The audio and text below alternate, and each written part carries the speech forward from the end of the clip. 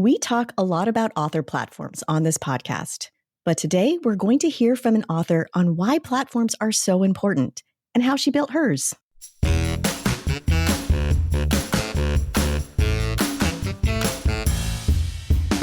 Welcome to Everything Cookbooks, the podcast for writers, readers, and cooks. I'm Kate Leahy, and today I'm joined with Kristin Donnelly.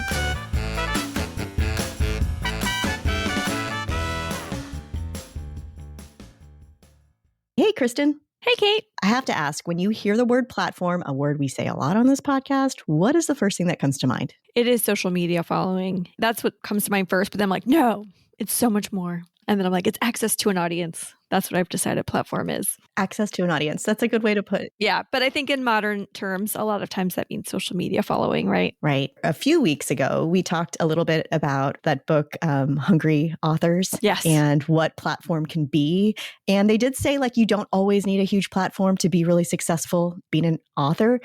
But they did say that when it comes to prescriptive nonfiction, which I think cookbooks would fall into, it's a little different. Yeah. People want to know the face. They want to know the person behind these recipes, right? Yeah. And they want to already trust you. The book is not going to be the thing. I think a lot of people do think like, well, no, I'll build my platform when I have the book. Right. But now it seems that maybe 10 years ago, that was true. You could have the book and then continue to build your audience from that starting point of a book. Like the book would be like, I'm legitimate, I have this book. And you just keep building your following from that and get another book and so on and so forth. And now it's like, no. We want to know you've got this following before we grant you the golden ticket of a book. Exactly. And there's something to be said. Like there is something smart because you get to test out ideas and see what people respond to. And also just have people like clamoring by the time your book comes out. Yeah, that's so true. Being able to test ideas, just saying, hey, like what kind of recipes are resonating? You can see how popular certain topics are before you even start to go down the huge undertaking of writing a book. Yeah. So that's why we're really excited today to talk to someone who has a lot of experience, both with creating a massive platform, but also in writing her first book. Today, we're talking with Sarah Fennel. I think this is such a great story because it shows there's no such thing as an overnight success. Mm-hmm. You know, like she started her website, Broma Bakery, in 2010 when she was still in college. Fast forward to 2024, she has this beautiful book, Sweet Tooth. In between that, though, she has built this really large following across a lot of different platforms, not only on her blog, her website, but also on TikTok, on Instagram. She's getting millions of views per month. So just changes things a little bit when you can really test an audience and say, hey, I have all these thousands of people are telling me what they think. Maybe I'm onto something if I post this cookie recipe and it goes viral, right? Yeah. I'm also interested to hear, 14 years from when you start your blog to your first book is actually in some ways a long time because I remember a lot of bloggers starting out in that sort of like 2010, 2012, and they came out with books sort of like mid 2010s. So I'm curious to talk to her just about like why wait so long and if she has words of wisdom around the benefits of waiting. I'm sure she'll have so many good things to say. So let's bring her on. Sarah, welcome to Everything Cookbooks. Thank you so much for having me. Excited to be here. Let's just talk about your origin story because it's really fascinating. So you started your website in 2010? Yeah. I started at my sophomore year of college, like 14 years to the month, pretty much. It was the day after Halloween. I was literally hungover in my costume from the night before. And I was like, I really miss photography and I really miss my mom's baking. And I literally just decided to start photographing things. And I put it onto this blog and it was like a .blogspot blog. And I called it Broma Bakery and just yada, yada, yada. Right. Yeah, and here we are. Yeah. Right. So you're in college, you're doing this thing. It's sort of like this fun project. But when you were done with college, how did you know you had a business? So I think my story is a little bit different than some other people who, especially around that time, were doing blogs and then turning them into businesses. So I was working in the restaurant industry. I was front of house, but, loved hospitality, food, connecting through food, all of that fun stuff. I basically got really burnt out and was working for a company and a culture that was not so great, as a lot of restaurant cultures aren't. Basically, I well, I quit my job. I told them I was like, I'm done. And I went home and I had to make this decision if I wanted to go and start working at another restaurant or if I wanted to try to figure out what the heck I wanted to do with my life, because my undergrad degree was in anthropology. I had never done like business, marketing, photography, any of it. And I honestly don't know why I thought that my blog would be a good thing to try to do. But at that time, it was 2014. I was seeing other people start to take blogging seriously and start to go full time on it. So I literally went home and I Googled how to make money on a food blog because it was truly just a hobby for me. I had $8,500 to my name and I was like, okay, I'm going to give myself 2 months, eat into this savings that I built up and see if I can make my blog into a business. I say my story is a little bit different than a lot of other people's because most people, when they're transitioning to go full time, they already have income generating opportunities. And I think for me, not having anything really lit a fire under my bum. And I was like, okay, we need to make this work or we're going to have to go back into the restaurant industry, which I already knew like I was dead from. It was just way too much.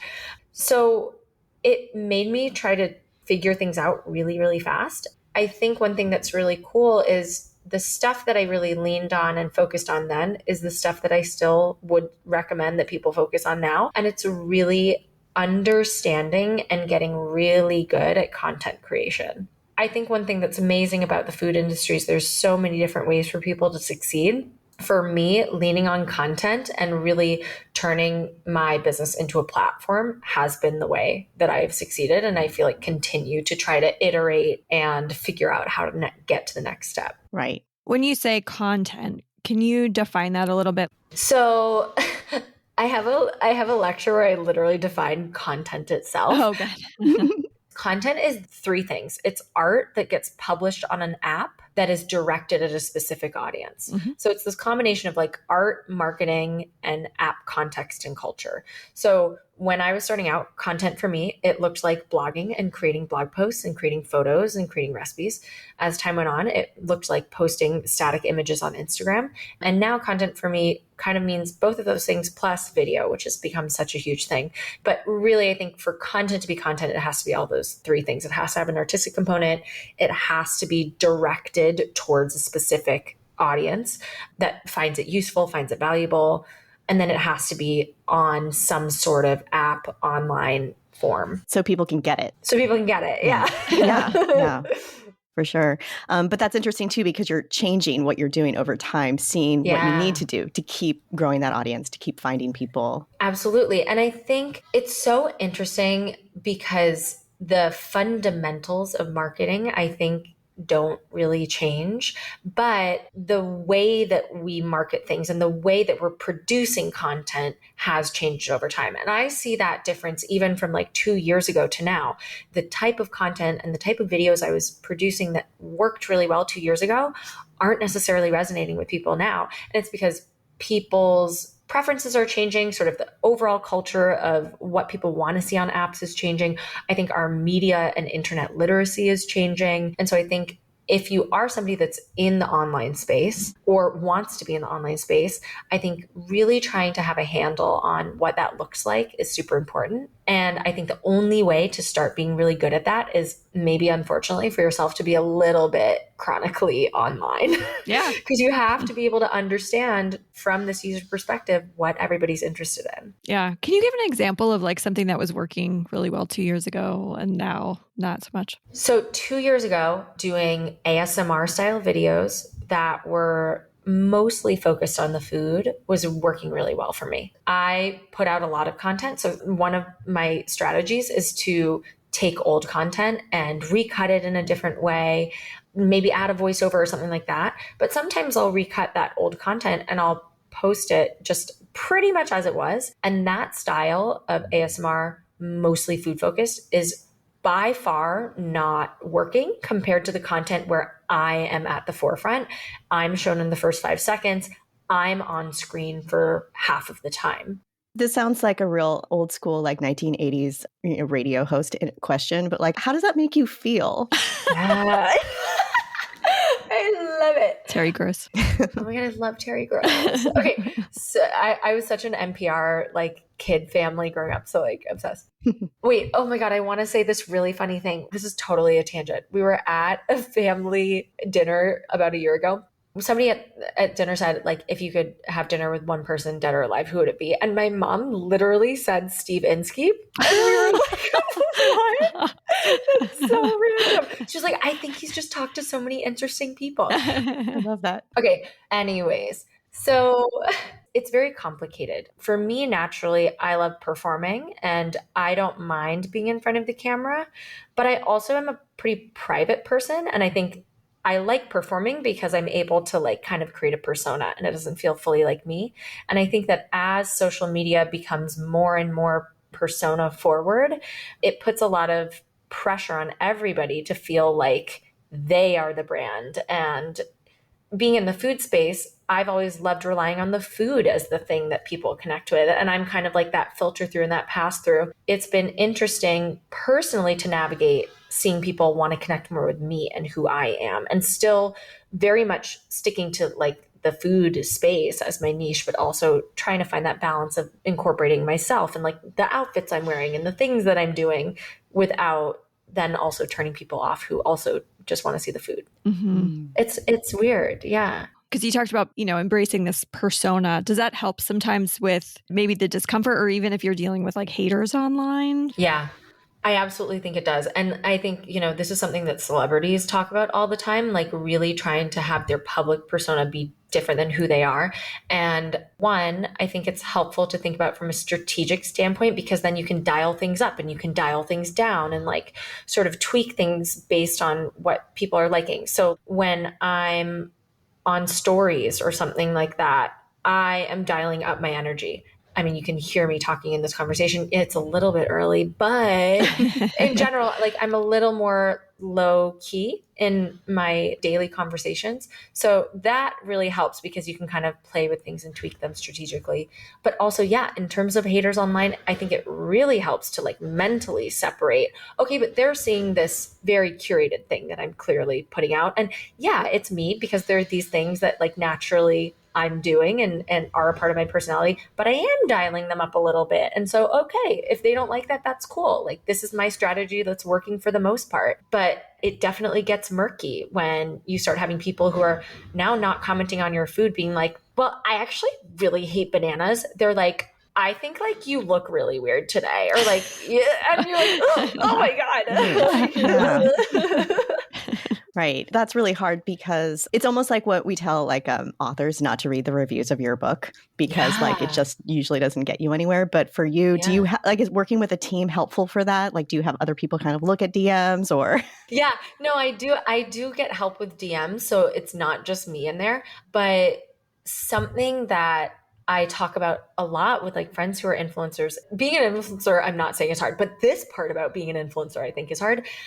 It's so hard because so much of your job is being tapped into your community. And so much of your job it is, and I think for me, this is just so important, reading every DM, reading every comment, understanding what people are liking, what they're not liking, what they're gravitating towards, so that then you can dictate your content to serve them better. But when you're taking in all of that information and constantly looking at all of these things, you're naturally going to find a few haters.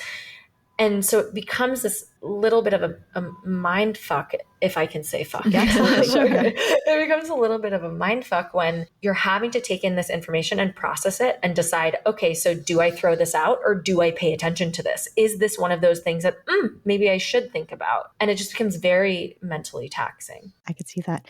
Looking at your strategy over time, starting in 2010, you went all in and you built this site and the site kind of branched off into other arenas. But was there a tipping point where you just sort of blew up and you just was like, oh my gosh, I have twice as many followers as I did a couple of months ago? Yeah. When was that time? I would say I've had a few tipping points.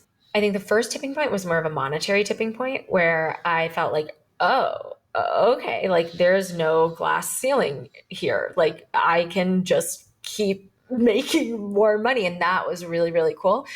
So that was like where I felt like stability in what I was doing and still seeing growth, but like being like nice. And then the second tipping point, was like the rise of video.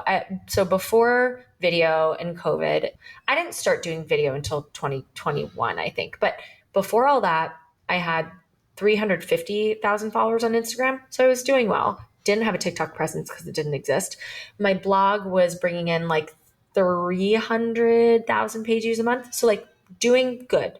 COVID hit, the blog skyrocketed to, I think within the first few months of COVID, 1.5 million page views. So huge change. Yeah. We've leveled out now, in 2024, slow months were at like 2 million page views and large months were at 3 million page views. There's been a huge growth in the last 4 years there. Social media went from 350,000 followers on Instagram to, within the first 8 months of me doing TikTok, I had about 1 million followers on TikTok. That then really translated over to Instagram. And I think it brought my Instagram to 500,000 within those 8 months. And so then both just continued to grow and grow and grow. And there was like more crossover from TikTok following through to Instagram and getting Instagram followers. So I think overall that video era really was this next level of stuff that translated to all of these other things. It translated to more page views, more Instagram followers, just like a bigger audience in general. And like with revenue streams, did it start with like monetizing the blog through advertising and then became more like influencer brand deals? Or again, because I've been doing this from 2014 on, I've had like a lot of different revenue streams. So when I was starting out, my 3 main streams were blog advertising, and I was making like $500 or $1,000 a month. Like it wasn't a lot. But that's basically when like traditionally you partner with an ad provider, an ad company, put ads on your blog. It's like you just provide the space and then you get a cut.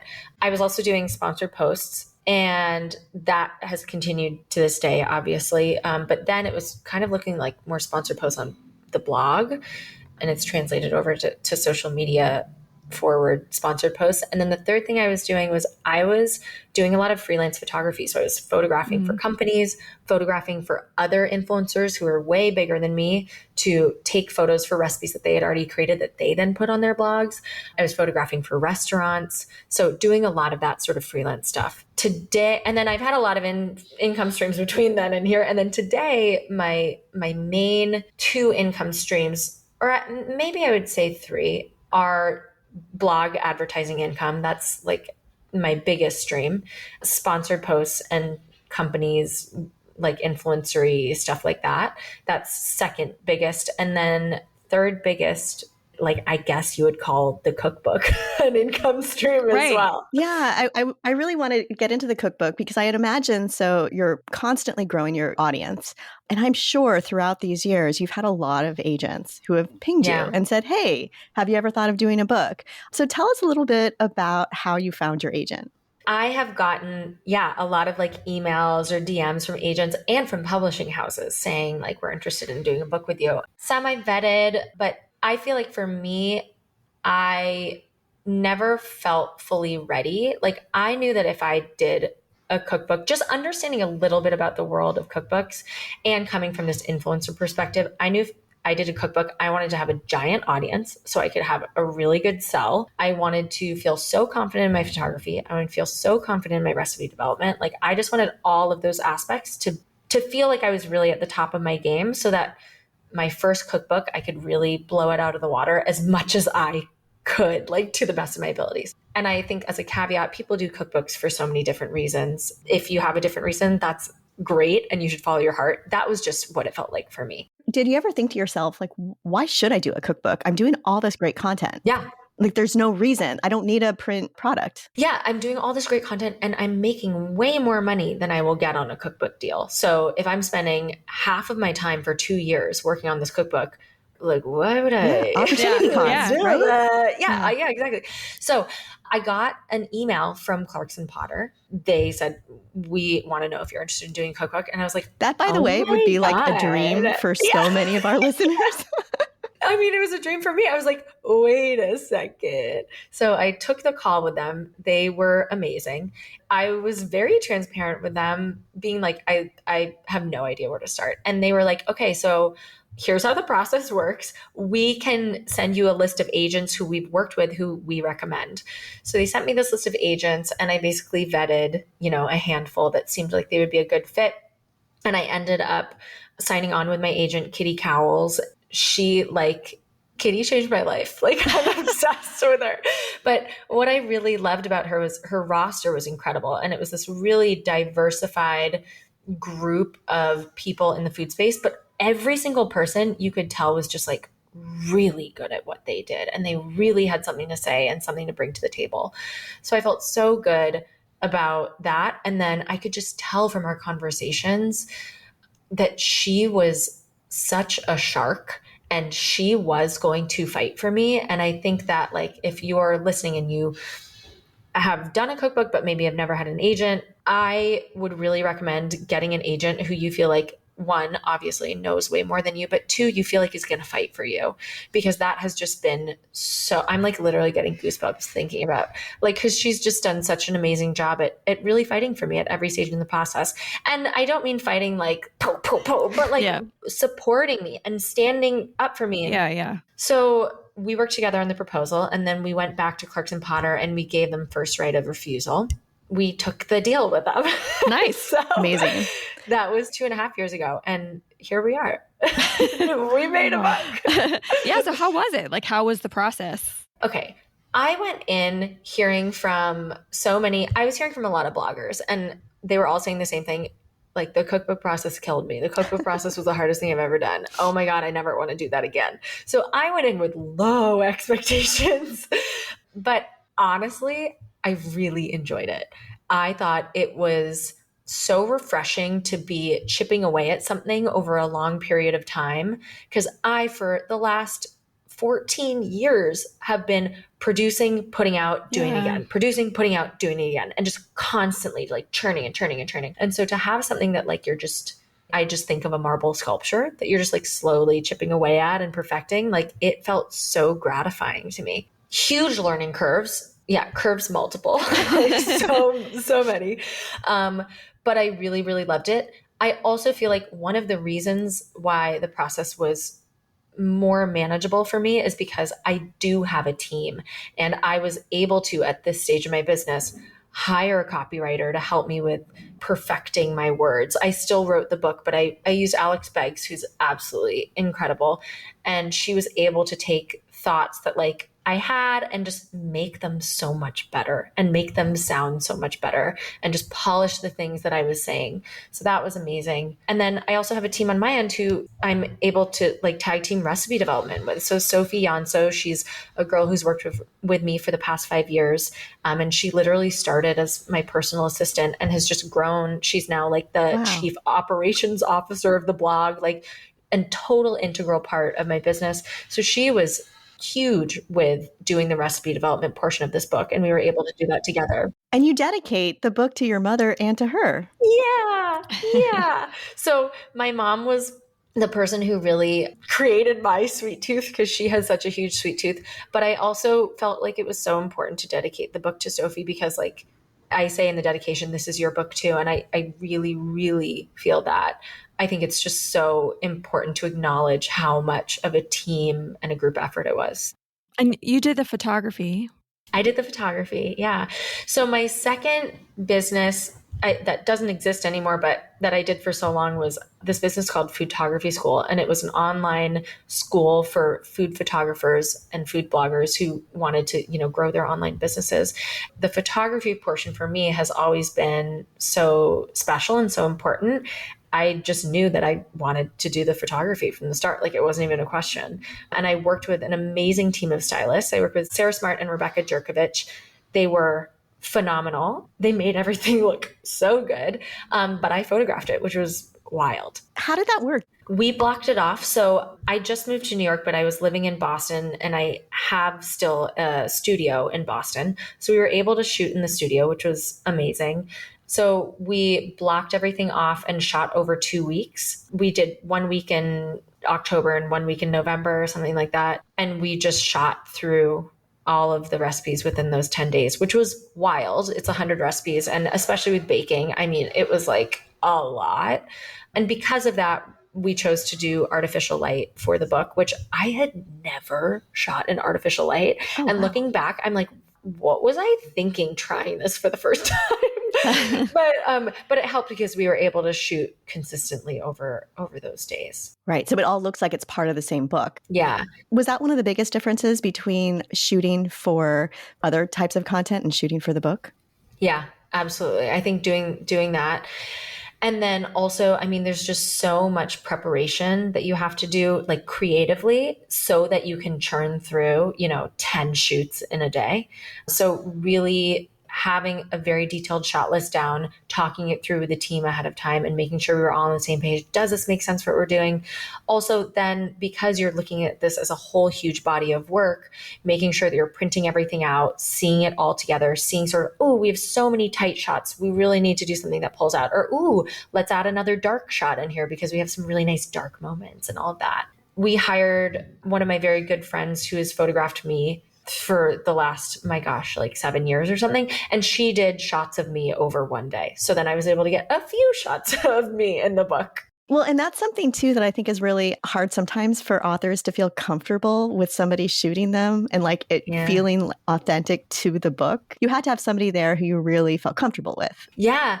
And I mean, I don't fault my publishers for this at all, but like they wanted to hire a photographer who had done cookbooks before and had done more of these like lifestyle-y kitchen moments. And my friend, who's a professional photographer and shoots for like international companies, doesn't do a lot of that. And so I really had to fight to have her as the photographer, but I knew that I was going to feel so much more comfortable shooting with somebody who I knew. So I think that's kind of like an important lesson that I learned. It is okay to fight for these things. When you do, I think it's really important to just fully explain yourself and fully like talk through the reasons why it's really important to you. Were there any other things like that? I would say the cover. We always love a good cover story. So tell us. I didn't want the cover. I wanted a different cover. I wanted to do chocolate chip cookies on the cover. So the brown butter chocolate chip cookie recipe that's in the book, it's also on my website. Almost all of the recipes in the book are new, but we included some fan favorites because we have this wealth of 14 years of recipes that are like fan favorites. And I really wanted those to be on the cover. And I explained every single reason why I thought it should be the chocolate chip cookies. And my publisher was like, no, no. But I'm really glad that one, I explained all of those reasons, and two, that they won because the cover that we ended up with, I'm so happy. Yeah. So that is really good. Yeah. I mean, covers, I think it's the shock of seeing what your book is going to look like in people's hands. And it's like the first time you see a cover, I think it's sort of like an out-of-body experience. You're like, oh, wait, that's what my book's going to look like, It's wild. And it can take a while to sink in. Absolutely. And I would recommend for that, like, go and print out all of these little mock-ups that you're getting, like to see what it looks like in front of you from 2 feet away. That makes such a difference. Smart. That is really smart. So we talked about getting a lot of DMs and, being in tune with your audience. And in your book, you do such a great job of sort of addressing like, hey, I've heard from a lot of people of like what doesn't work, like recipe fails. So how did your audience influence how the book came together? I love that you asked that question because it is such an important part of this cookbook. My audience directly influenced like everything about the book, but very much the tone and the way that we describe the recipes in the asides, in the way that we describe ingredients, and very much in the way that we wrote the instructions. So I really wanted to be very conversational. And I wanted to make sure that I was calling out any potential pitfalls. One thing that I've found in baking books specifically is if you are somebody who you love to bake, but maybe you haven't baked a ton and you open up a cookbook specifically, if you don't understand what's going on, there are no comments that you can scroll to at the bottom and help to figure out like, What does this thing mean? Or, ooh, did anybody else struggle with this? So I really wanted to sort of foolproof out all of those things.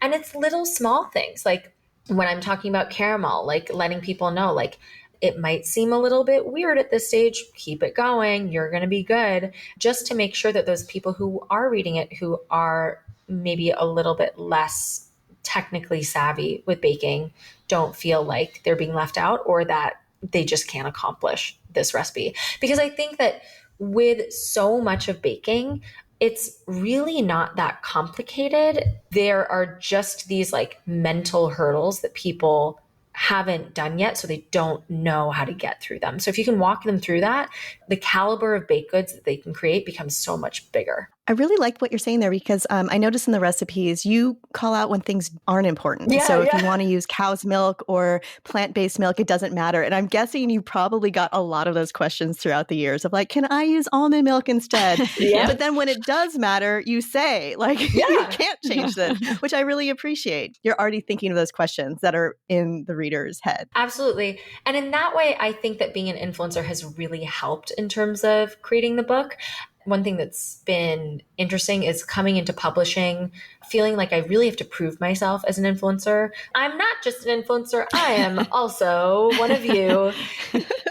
That's one thing that has helped me and made my book better and been really like useful in terms of then becoming like the best recipe developer I can be. Just having so much feedback and having worked through those hiccups or whatever they are you used already. The wrong pan size. You know? Exactly. That's funny. What about the title? Because you didn't go with calling it Broma Bakery as a book. So I wanted the book to stand alone from my brand. And I wanted to make sure that people who don't know my brand could still like gravitate towards this book without knowing my brand. Especially I think since Broma is like this made up word, I didn't want that to be a turnoff to anybody that would make them be like, but I don't really know. Or like, where's Broma Bakery? Oh yeah. Where is that? Yeah, where's the address? I want to buy these cookies. Exactly. So I knew I didn't want to call it that. I also knew I didn't want to be on the cover for that exact same reason. I really wanted the book to appeal to the widest audience possible. And yes, people know my face, but I think more people will respond to a cookie more than my face. But the title itself, I'm horrible with coming up with names. And my sister literally came up with it. Like I was talking with her and she was like, oh my God, what if you call it Sweet Tooth? And I was like, that is so like, smart. how does that not exist? Yeah, I know. Recently anyway. Yeah. I know. So full credit to my sister on that one. Yeah. I also wanted to just talk a little bit about the recipe categories. I love that, you have a whole chapter dedicated to tiny servings. And is that something because you were doing that already, that you just knew that people would love tiny servings and that went beyond mug cakes, Yeah. Talk about developing recipes for that chapter specifically. The last chapter in the book is dessert for one, all desserts that are made for one or two people. The reason that we did that is because of exactly what you're saying. We started this single serve series on the blog and on social media, and every single time I would post a single serve recipe, it would go viral. People loved it. I think it speaks to, my audience, which a lot of them are younger. They live alone, or it's just them and their partner, or they're even younger and it's literally them at their parents' house, but they just want a little something. But I think it also speaks to this way that people want dessert, which is they want it pretty immediately and they don't necessarily need an occasion for it.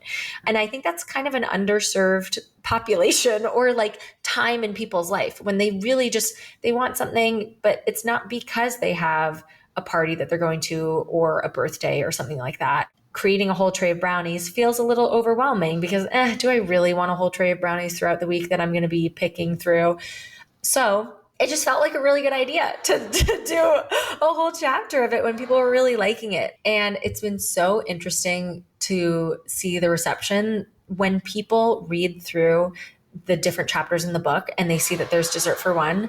They're like, oh my God, I'm so excited you included a whole chapter of this, or, oh, thank God that you kept that going. So I think that's one of those things that I'm really just relying on what my audience is telling me and then being like, great, let's just keep going. Let's produce more. Lean into that. Because I noticed also there's a QR code on those pages. So if they do want the full format, they can also get it.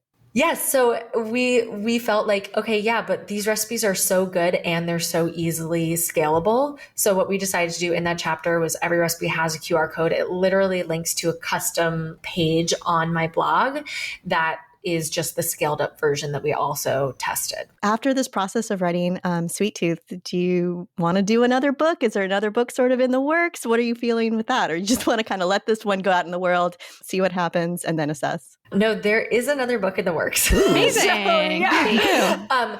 I will wait to describe it, but there is, and I'm really, really excited about it. And I think the thing that I'm excited about is one, that it really builds on so much of, I think, what makes Sweet Tooth special, which is creating these desserts that are really based on occasion rather than based on form.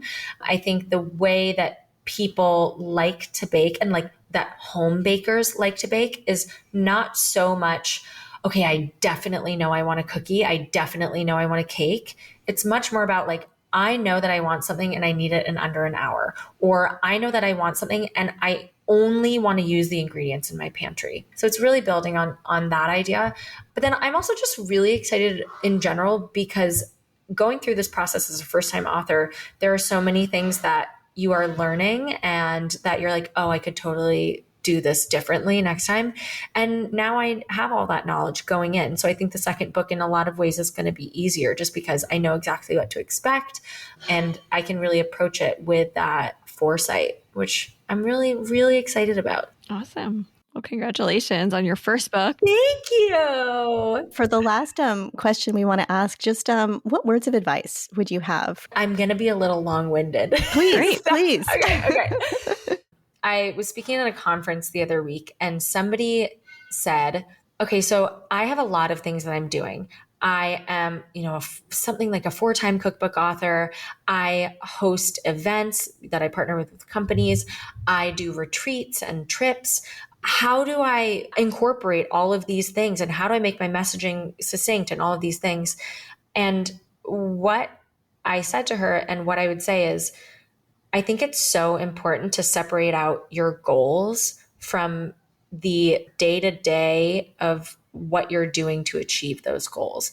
And especially when it comes to being a content creator, focusing on the recipe at hand that you're about to post the next day, and then how you can make the next video that you do really, really good, and building that audience and really creating this very, very engaged audience is the most important thing you can do. You want your day-to-day to kind of be like fully in social media and content mode, because that is the funnel and the starting point to get you everything else.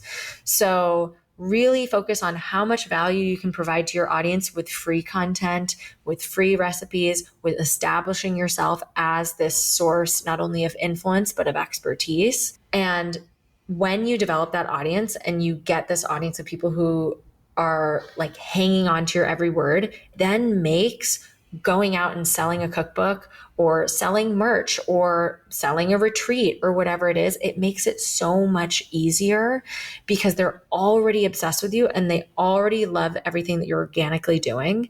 And it's going to be able to translate so much better to those more like salesy or goal-oriented things. That's a really great note to end on. Sarah, thank you so much for being a guest. We enjoyed this conversation. I know Kristin and I will be sharing these notes with our other podcast hosts, so we appreciate it. Thank you guys so much. Really, really appreciate it. Thank you for listening to Everything Cookbooks. For more episodes and ways to contact us, go to our website, everythingcookbooks.com. This show is available wherever you get your audio. And if you like what you hear, leave us a review wherever you get your audio. Any book mentioned in the show can be found on our affiliate page at bookshop.org.